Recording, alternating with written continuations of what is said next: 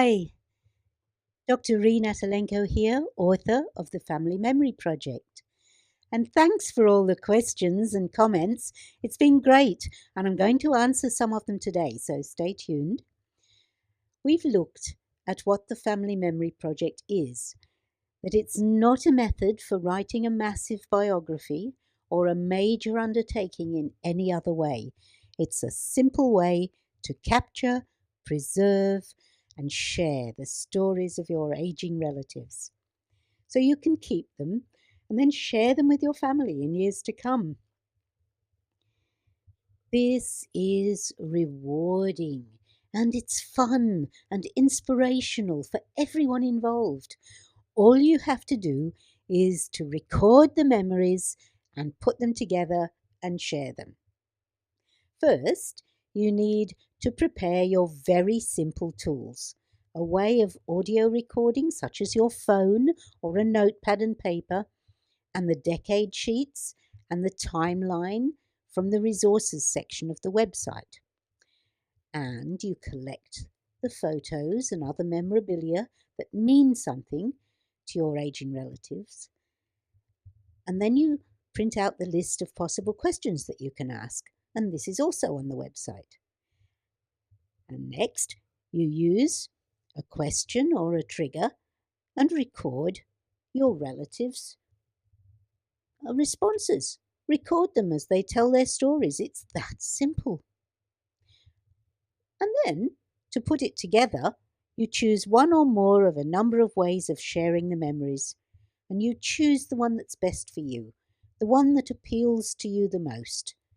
The Family Memory Project takes you through them all so you can decide which is the most suitable for your circumstances. And we talked about that in the last video. But lastly, you share this with your family in whatever form you've chosen, with your children, your siblings, your nieces and nephews, your grandchildren, and it'll always be there for the generations of the future. It becomes part of your legacy. And the book takes you step by step through the process. And there are lots of resources on the website. However, you might want to go into this in a deeper way. You may want to give a tangible, hold it in your hand gift to your parents or siblings, or someone who you know needs to do this for their own family. For you, I've developed the Family Memory Kit, a full video program with a comprehensive workbook of checklists, tips, tricks, and in-depth information. Have a look on the website if you're interested, because now I'm going to answer some of the frequently asked questions that you've been asking frequently. Okay, Janet asks, Mum's memory is failing. Is this suitable for her? Well, Janet, it certainly is. I know it's hard when your mum can't remember everything. Some of the questions won't be suitable, but often a photograph, one of her treasures, or maybe even some music from her past will take her back and she can tell you a story from her life. And these are so precious. They are the moments of her life that can be preserved. If you remember in the book, I tell the story of my friend Anne. Now, she found that recording the memories that her mum could recall was a genuinely rewarding experience and took away some of the sadness and frustration she was experiencing when she visited her mum when her memories were fading. Mary asks, isn't it too soon to start? Mum will think her life is over, or she'll think that we think her life is over. Mary, it's easy to convince your mum that her life is nowhere near over. There's a lot of living left to do, but it's important to start sometime. You could even tell her that you're beginning to record your own stories, and you know you should be. So let's do it now and not put it off. The kids will want to hear her stories. Susan asks, what if we hear something that's disturbing? Ooh, that's a good question, Susan. When my husband and his sister started to listen to his mum's stories that she'd recorded in Russian, they realized that his mum had had a baby when she was very, very young, and that baby had died of starvation in a cold Russian winter. The knowledge of that lost sister, that unknown sister, shook them deeply. But they understood so much clearer why their mum had been so desperately protective of them when they were children. They also understood how much she'd been through. Yes, it was disturbing, but it brought understanding and a sense of closeness. Look, I'm not a therapist, but I can say that openness and sharing often does bring people closer. Marilyn wants to know if this method will work if you want to record your own memories. Well, absolutely it will, Marilyn. It's a great way of getting all those stories down and in some sort of order. And you don't even have to visit yourself. You can do it anytime. Sharon's mum is a long way away. She asks, what's the best way to go about things? Well, I showed my mum how to use Skype when I was visiting her once. Now she's 84, she Skypes me all the time.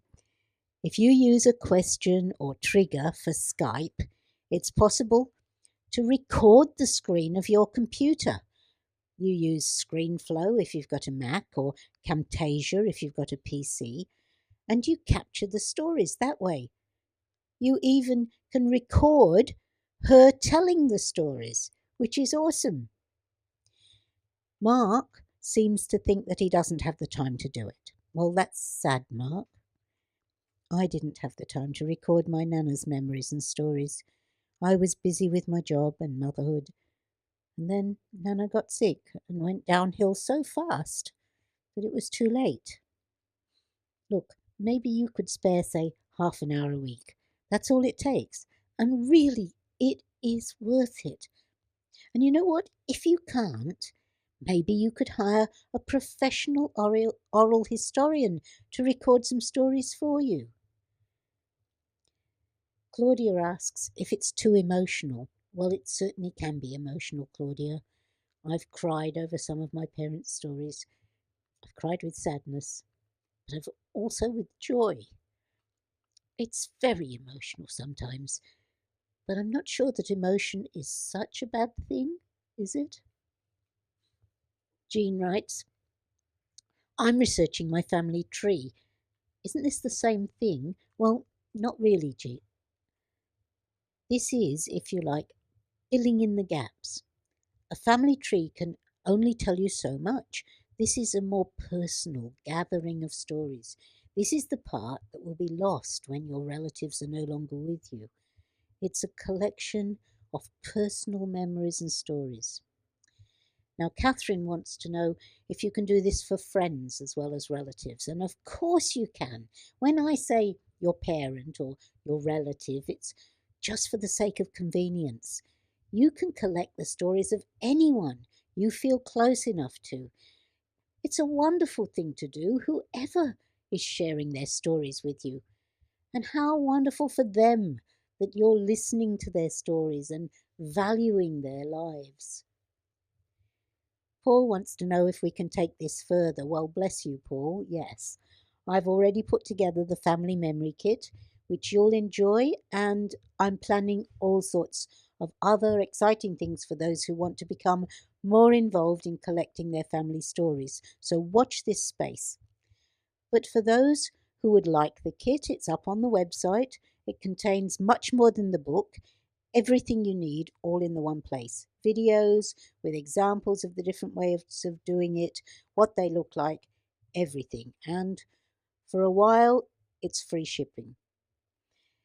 In fact, I'm not going to talk about that now. I'm going to talk about that more in the next video, but as well as answering some more of your questions. So if you want to ask questions, email me or visit the website or comment on Facebook. So you can email me at info@thefamilymemorysite.com or visit the website www.thefamilymemorysite.com, or you can look up the Family Memory Project on Facebook. Until then, this is Dr. Rina Talenko, And it's great to see that you're giving your children and grandchildren the present of the past for the future.